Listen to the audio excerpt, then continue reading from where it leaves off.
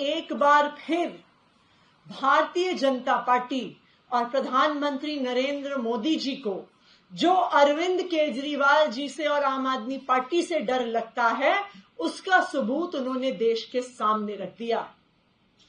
सबसे पहले भारतीय जनता पार्टी शासित केंद्र सरकार ने एक फर्जी मुकदमे में दिल्ली के मुख्यमंत्री अरविंद केजरीवाल जी को लोकसभा चुनाव की घोषणा के बाद गिरफ्तार कर लिया। इसलिए गिरफ्तार कर लिया कि अरविंद केजरीवाल जी लोकसभा के चुनाव में प्रचार ना कर सके।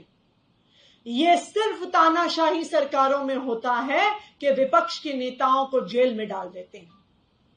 तानाशाही सरकारों में यह भी दूसरा लक्षण होता है कि विपक्षी पार्टियों को प्रचार करने से रोका जाता है। और आज यही हुआ है। भारतीय जनता पार्टी के एक और राजनीतिक हथियार इलेक्शन कमीशन ऑफ इंडिया ने अपने इस पत्र के माध्यम से आम आदमी पार्टी के कैंपेन सॉन्ग पर रोक लगा दी है। ये भारत के इतिहास में पहली बार हुआ होगा कि किसी पार्टी के कैंपेन सॉन्ग पर इलेक्शन कमीशन ऑफ इंडिया ने रोक लगाई होगी। वो इलेक्शन कमीशन ऑफ इंडिया जिसको भारतीय जनता पार्टी की जो रोज आचार संहिता की धज्जियां उड़ाई जाती हैं उनके द्वारा वो नहीं दिखती हैं, लेकिन आम आदमी पार्टी के नेता सांस तक ले लेते हैं तो उनको ऐसे नोटिस आ जाते हैं। जब भारतीय जनता पार्टी ईडी और सीबीआई का प्रयोग करके आचार संहिता के दौरान विपक्ष के नेताओं को जेल में डालती है, उस पर इलेक्शन कमीशन ऑफ इंडिया को कोई आपत्ति नहीं है।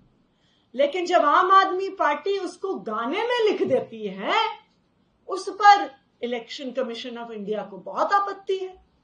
वो कहते हैं कि जेल का जवाब वोट से देंगे, ये रूलिंग पार्टी को और एजेंसीज को बहुत पुअर लाइट में दिखाता है। आप सीबीआई के हेड को नहीं बदलेंगे, आप ईडी के डायरेक्टर को चुनाव के दौरान नहीं बदलेंगे, आप इनकम टैक्स के डायरेक्टर को, अध्यक्ष को चुनाव के दौरान नहीं बदलेंगे, उनके विपक्ष पर हमले को नहीं रोकेंगे। लेकिन अगर कोई प्रचार में कह दे कि झूठी गिरफ्तारियां हो रही हैं, तो ईसीआई को उससे ऑब्जेक्शन है। जब भारतीय जनता पार्टी की वॉशिंग मशीन चलती है, जब भारतीय जनता पार्टी में एक एक करके जो विपक्ष के नेता जाते हैं, उनके ईडी के, सीबीआई के, इकोनॉमिक ऑफेंसेस विंग के, एंटी करप्शन ब्यूरो के केस बंद हो जाते हैं, उसमें इलेक्शन कमीशन ऑफ इंडिया को कोई आपत्ति नहीं है। लेकिन अगर उसके बारे में कैंपेन सॉन्ग में जिक्र हो जाता है तो उस पर इलेक्शन कमीशन ऑफ इंडिया आपत्ति जताता है, कहता है कि ये बात तो अपने कैंपेन में, प्रचार में इस्तेमाल करना गलत है।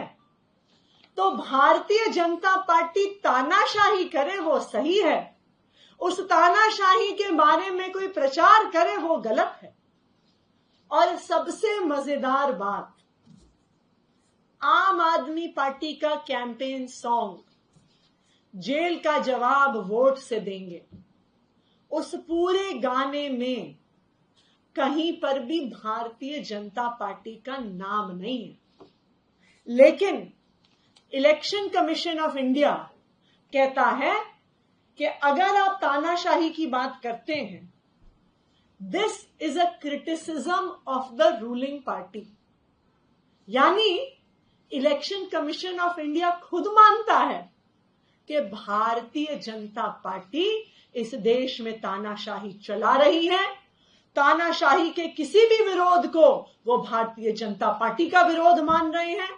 तानाशाही की किसी भी बात को वो प्रधानमंत्री नरेंद्र मोदी जी की बात मान रहे हैं, क्योंकि उनको भी पता है कि आज भारतीय जनता पार्टी पूरी तरह एक तानाशाही के लक्षण दिखा रही है। जिस तरह से ईडी और सीबीआई का प्रयोग करके विपक्ष के नेताओं को जेल में डाला जा रहा है, जिस तरह से कांग्रेस पार्टी का बैंक अकाउंट सील किया और जिस तरह से अब आम आदमी पार्टी के प्रचार को रोका जा रहा है, ये साफ साफ दिखा रहा है कि आज इस देश का लोकतंत्र खतरे में है और आज भारतीय जनता पार्टी ने इस देश को तानाशाही बना दिया है। मैं इलेक्शन कमीशन ऑफ इंडिया को ये याद दिलाना चाहूंगी, मैं इलेक्शन कमीशन ऑफ इंडिया के तीनों सदस्यों को ये याद दिलाना चाहूंगी कि आप लोग टी.एन. शेषन जैसे इलेक्शन कमिश्नर्स के उत्तराधिकारी हैं।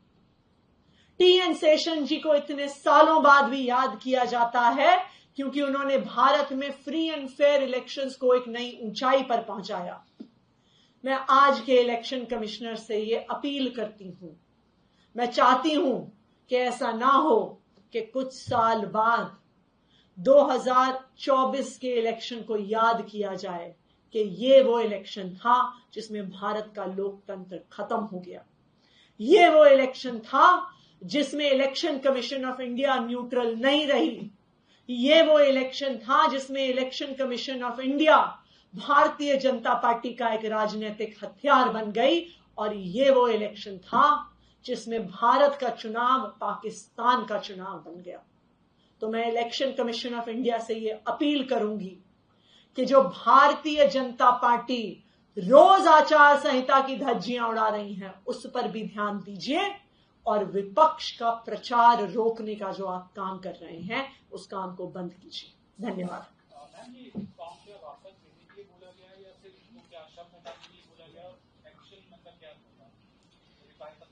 देखिए, हम इसका जल्द से जल्द जवाब देंगे। हमारे कैंपेन सॉन्ग में कहीं पर भी आचार संहिता का उल्लंघन नहीं है।